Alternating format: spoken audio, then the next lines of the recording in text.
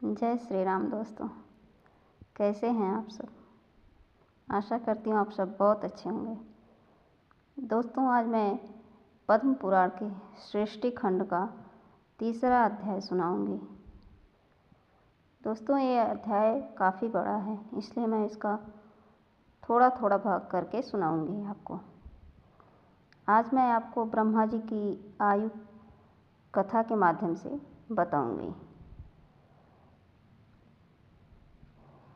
पुलस्त जी कहते हैं, राजन, ब्रह्मा जी सर्वज्ञ एवं साक्षात नारायण के स्वरूप हैं।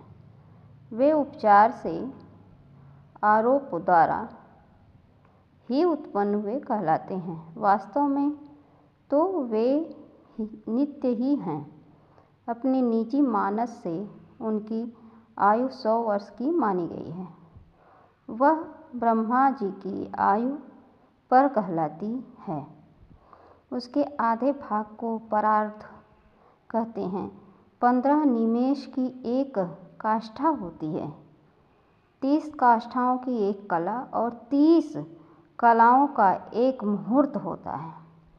30 मुहूर्तों के काल को मनुष्य का एक दिन रात माना गया है। 30 दिन रात का एक मास होता है।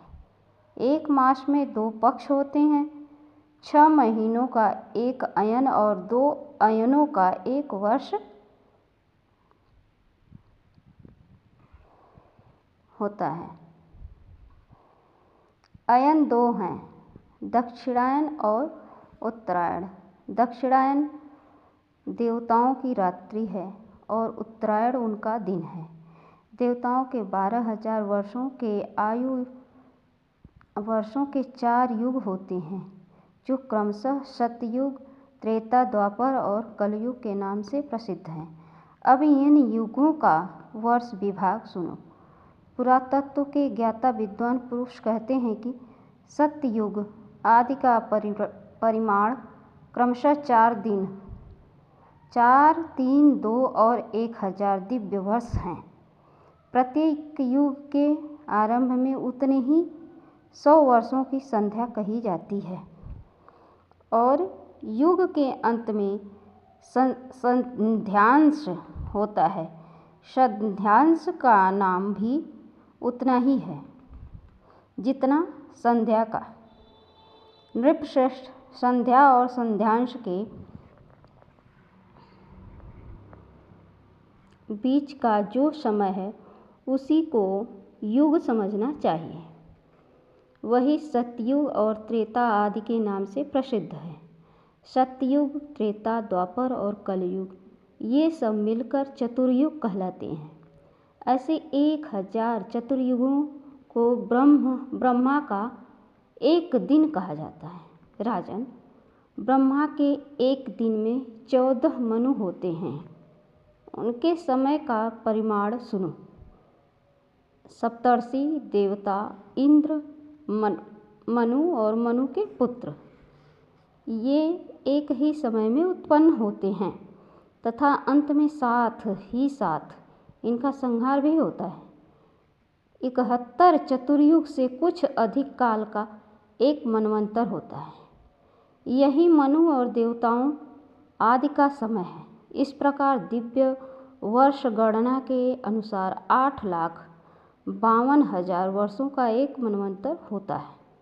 महामते मानव वर्षों से गणना करने पर मनवंतर का कालमान पूरे 30,67,20,000 वर्षों होता है, इससे अधिक नहीं। इस काल को 14 गुना करने पर ब्रह्मा के एक दिन का मान होता है। उनके अंत में नैमित्तिक नाम वाला ब्रह्म प्रलय होता है। उस समय भूलोक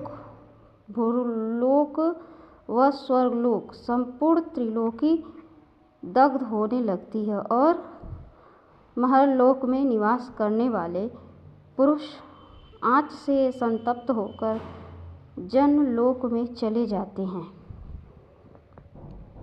दिन के बराबर ही अपनी रात बीत जाने पर ब्रह्मा जी के पुनः संसार की सृष्टि करते हैं।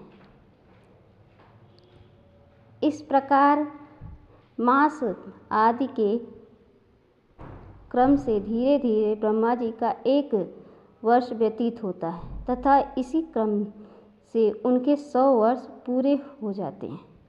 100 वर्ष ही उन महात्मा की पूरी आयु है। बोलिए श्री विष्णु भगवान की जय। दोस्तों, ये कथा आपको बहुत अच्छी लगेगी, आप पूरी कथा सुनिएगा। धन्यवाद। मिलते हैं नेक्स्ट वीडियो में।